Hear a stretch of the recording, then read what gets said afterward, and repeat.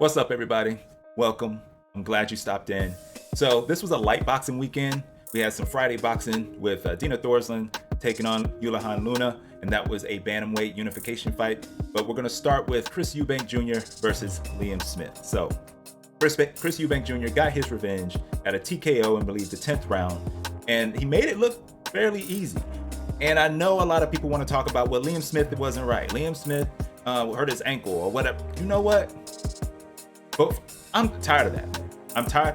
I don't care your reason why you lost. You lost. It don't matter. Like, okay, if something was wrong with Errol Spence, yeah, I understand it didn't seem right, but Crawford is great, man. Crawford is great. And if you're not 100% against another fighter that maybe if you were 100%, you're still a little bit lower than, you're gonna get throttled like that. And I think that's what happened in this fight. Is Liam Smith's injuries or whatever was going on with him brought him down a level to where it made the Chris Eubank Jr. fight a little closer. And Chris Eubank Jr. took advantage of it. And that's what happens. It's like if you're watching any sport, if you're watching football, and I'm not talking about football, I'm not talking about what the world knows as football, I'm talking about American football. So American football, if you have turnovers, right? So what? You have a turnover. If your starting quarterback gets injured and your backup comes in, what are they going to look at later? They're just going to see that L on your record. It's not going to matter that your quarterback got injured and had to go out in the second quarter. You know what I'm saying? So whatever his injuries are, I hope Liam Smith either decides to retire. If he wants to come back and get another fight, that's fine. You know, I just don't want to hear anything. And Liam Smith wasn't making many excuses either. So I appreciate and applaud him for that. He said Chris Eubank Jr. was the better man on the night. And when you think about it, Liam Smith is absolutely right. Because he's like, regardless of what happened to me, he was the better person that night. So if I got injured, so what? It's just like the previous fight, Eubank was injured. So what? You know, he caught that elbow. He was claiming the elbow hit him. So either way, Eubank Jr., great fight. He did what he had to do. And let's talk about Bomac. Let's talk about the influence of Bomac being in the corner. I tell you, he's very vocal. You can hear him. I can hear him on the broadcast, yelling from the corner. And I believe that does, especially when you're used to that voice. And even though they've only been around each other for a short period of time, you know that voice. And he hears that voice in the corner, giving him instructions, because Eubank Jr., he stayed on task. He was catching Smith coming in. Smith was constantly ducking his head, and Eubank, he caught him with that uppercut and dropped him early on in the fight. And he hit him with that uppercut a few times. And then he was throwing on the side, because Smith is known for the high guard. He always has that high guard. And Eubank Jr. was throwing those hooks around the guard. Smith had no answers for Eubank, which was very, very surprising. You notice his output wasn't there. He tried to put pressure on, but it didn't affect Eubank. Eubank was taking a small step back. He was hitting him with a jab. He was waiting, and you could tell Smith was wary. And he knew he wasn't at the top of his game either. So he couldn't be the normal Smith. And I think both men knew what was going on in there, and it was a matter of time. And Eubank Jr. took advantage. So it's all respect to him going in there after being KO'd to come back and really dominate this fight, completely dominate this fight, take Smith out. Congrats to him. But let's talk about what he's talking about next. So he was talking about it's big fights only for Chris Eubank Jr., y'all. I know Billy Joe Saunders said Eubank Jr. would never win a world title, and he probably won't. But he's going to be rich as heck because he's going for big money fights. He's not going for title fights. He's not trying to fight, I'm not even going to say his name, who's going to have a unification fight on October 14th on the top ranked card. I think it's Alamakunli. Y'all, you know what I'm talking about. The middleweight champion from Kazakhstan. I can't pronounce his name. Janibek. I'm just going to say Janibek. All right. So Janibek. He's not going to fight Janibek, y'all. The money is not there. And he's at a point in his career, he's trying to get as much money as he can, fights that entertain the public. And I think we're seeing a shift in boxing in general right now. Like the last couple years has been like the undisputed push, everybody going for the undisputed era, and now it seems like maybe in the women it's still going for undisputed because undisputed is what's getting you that attention. But even I can see that shifting over time. But for Chris Eubank Jr., he's like, I want big money fights. You look at Ryan Garcia and Tank Davis. That was a big money fight. And there wasn't no titles on the line. So that's where we're headed. I can see ourselves headed that way. And even when Eubank Jr. and Conor Benn were fighting, there was nothing on the line. And that was a huge fight. And I think we're headed that direction again. But Chris Eubank Jr. also mentioned Triple G. So could we get a Triple G fight? I think that's a possibility. I think it's a low possibility, especially considering how long Triple G has been out the ring. But if he thinks he can make the money with Chris Eubank Jr. that he wants, he might come back for that fight. Or he'll fight Conor Benn in December. And I think that's the biggest fight. I think that's the fight that probably should be made next. But we need to see Conor Benn back in the ring. I don't want to see him go straight into Eubank Jr. I'm sorry, I just don't. I want to see Conor Benn get back in the ring. They're talking about September 23rd in Orlando, probably on that Hitchinson. Why did I say Hitchinson? It's Richardson Hitchins. So Richardson Hitchins and the Zepeda fight, or the Zepeda card, we'll probably see him back on that one. And I want to see him back. You know, he's clear. Let the man fight. So if he goes and fights on that card, that's great. So we'll see what happens from there. Congrats to Chris Eubank Jr. He took care of business, made it look easy. Bomac, it made a difference in that corner. He was solid. He never frayed from the game plan at all. So that was good to see. We might be seeing like a reinvention of Chris Eubank Jr. And we'll see where this goes, especially if he took on Conor Benn before Bomac, I was all in on Conor Benn knocking Chris Eubank Jr. out. I'm serious. I really thought he was going to knock him out, even though Conor Benn was coming up in weight.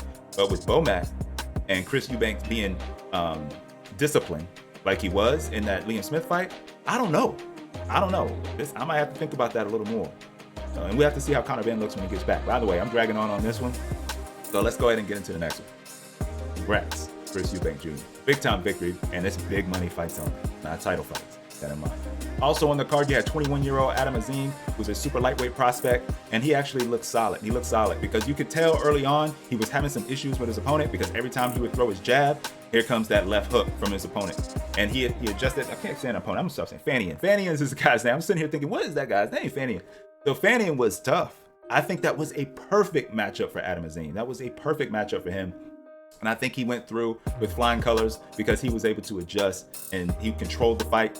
Fanian was really just trying to catch him with counters for the most part. He wasn't really initiating his offense too much. Adam Azim he stayed in control. He stayed poised the entire time. The sky's the limit for Azim. I really like Azim. And what we are really on a collision course, especially for the British public over there, you are gonna have an Adam Azim, Dalton Smith fight. That is going to be the big fight, big British fight that people are going to start talking about. And probably they're going to be wanting it probably about 12 to 18 months. I think people are going to start saying, hey, why don't these two fight? I think it's coming. But first, Dalton Smith, I think it's time for him to push it up a little bit. He needs to go ahead. He's 26.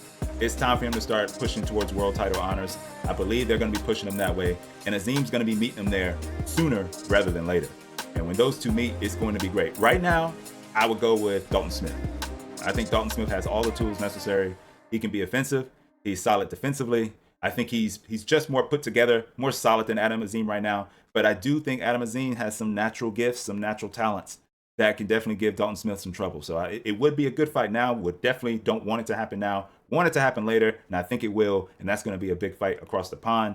And man, I want to see it here in America. I'm looking forward to it, as a boxing fan. So hopefully we get that. Hopefully those guys keep winning, keep improving, make it as big a fight as possible so they can make the most money possible. And then we'll see who's going to be the best man on the night. But credit to Adam Azim. He had some adversity in there because the opponent was tricky. He was countering him. He had to make adjustments. He did that. And it was a very, very good win. Very good win for Adam Azim. He's on to the next. Also on that card, you had Mikaela Mayer, who returned at a catch weight 142. She's trying to see if she's going to operate at 140. Is she going to be comfortable going up to 147? And I wasn't that impressed with Mikaela Mayer. It looked like a similar Mikaela Mayer. Now, of course, her trainer, Al, he said it was a B+ performance. And I thought it was a solid performance. So I think that is appropriate. I'm not a trainer. I'm a fan, not a fighter. But even looking at it from through my eyes, watching as much boxing, I'm consuming it crazy. I think it was a B, but I don't know about B+. I just don't know about Mikaela Mayer up at these higher weights. I'm not quite sure yet. Now, when she was talking up to this fight, she was saying how she feels stronger than ever. Her body's filled out. She's comfortable with her body and everything. She's not struggling to make the weight, and that's all great. But I was expecting a better performance in the ring, and I really didn't see it. I saw pretty much the same Mikaela Mayer, but I did see one thing. I saw her early on in the fight. She waited to see what her opponent was going to do, right? And she was taking it on the opponent. She let her opponent get confident, and when her opponent got confident and came in, that's when she started really digging into the body. She has a very good body attack. That's one thing I noticed about Mikaela Mayer. I really am liking her body attack. Against Lucy Wildheart, it was the same thing when she had her one fight at 135. And now in this one, I thought her body attack is good. Now I hope she can continue to work on that, because that is going to be a huge asset to anybody that she fights going forward. We know Sandy Ryan likes a good body work. She has good body work as well. But man, those two together is going to be good. But what Mayer wants is Natasha Jonas. It's a fight that makes sense. Natasha Jonas is with Boxer. You got Mikaela Mayer with Top Rank. You know Top Rank and Boxer get together and do big business, or do good business together. So that is definitely the fight that I would like to see that next. That'd be for a title at that weight, I'm sure. And then for at 147, you already got McCaskill going against Sandy Ryan on September 23rd in Orlando. So we're gonna have a unification there because Sandy Ryan's WBO, and then it's gonna unify with McCaskill's belt. So once that happens, and then you have Mayer Jonas, you have those two come together, we can really get it popping in 147. I mean, there's 147 is starting to heat up, y'all. 147 in the women's division is starting to heat up. So start paying attention if you haven't. Congrats to Mikaela Mayer. We'll see how she does in the next one, whether she's going to decide to go fully up to 147, whether she's going to decide to go down to 140. You got to say, I mean, 147 is from 141 to 147. So, I mean, she was really fighting at 147, if you think about it. But we'll see if she's going to put on more weight, or if she feels comfortable maybe going down to 140. The fight I was looking forward to the most this weekend was Dina Thorslund versus Yulihan Luna. That fight happened on Friday. It was on Fight TV. It was by Disrupt Promotions. And even though Luna lost the fight, Thorslund, it was a domination. I still enjoyed watching the fight, but I really wanted Luna to do more. I thought that fight was going to take off at some point, but Luna stuck to her game plan. She was fighting off the back foot. She was trying to counter Dina Thorslund as she came in, but Thorslund would throw out not only one shot, she would follow it up with 2 and 3 shots to make sure she got a hold of Luna at least once. So it was that willingness. And I don't know if it's because she was in her hometown or not. It was a home fight for her. But I tell you what, I love Dina Thorslund because she's a dog. She's a dog. She comes after it. She is coming for you. You know, she's not going to sit back and wait on you. If you decide to sit back, I think that feeds into her hands. I think Dina Thorslund is one of those fighters I really think you need to push back and have her fighting off the back foot. Now, I don't think anybody in the bantamweight division, no champion, is going to be able to do that. Can Ebony Bridges do that? How do we even know how good Ebony Bridges is right now? We still got to wait and see. We still got to wait and see how she comes back. And then we got Nina Hughes, who is older, but she's still Nina Hughes. I like Nina Hughes. I like her ability. I like how she boxes, but we'll have to see. We'll have to see. I think Nina Hughes, if anybody can push Thorslund back, and she was actually on the comms for that fight, if anybody can deal with Thorslund right now, I would say it would be Hughes over Bridges. But we got to get the Hughes versus Bridges unification now that we got the Thorslund versus Luna unification. So it's a waiting game in the women's bantamweight division, but I believe it's going to happen. Credit to Dina Thorslund. She went in there, handled Luna easily. It was easily. Now, Luna might have won 1 or 2 rounds in my book. She won about 2 rounds, but even those were very close and could have went to Thorslund because she was doing the same thing. She was circling to her left, and it was only one time, and I think that might have been the 10th round, where she started standing her ground, at least at center ring, for a little bit. And then outside of that, she did not. She fought the back foot, and it wasn't effectively fighting off the back foot, in my opinion, in this fan's opinion. So either way, I can't wait to see Nina Hughes, Ebony Bridges, so that way we can get to Dina Thorslund fighting the winner. And it's going to happen next year, y'all. I'm rubbing my hands together because that's going to be a very good fight, because Dina Thorslund and Nina Hughes like to come for Ebony Bridges. No matter who it is, I want to see it because it's going to be banging. It's going to be banging. But that's all I got for this one.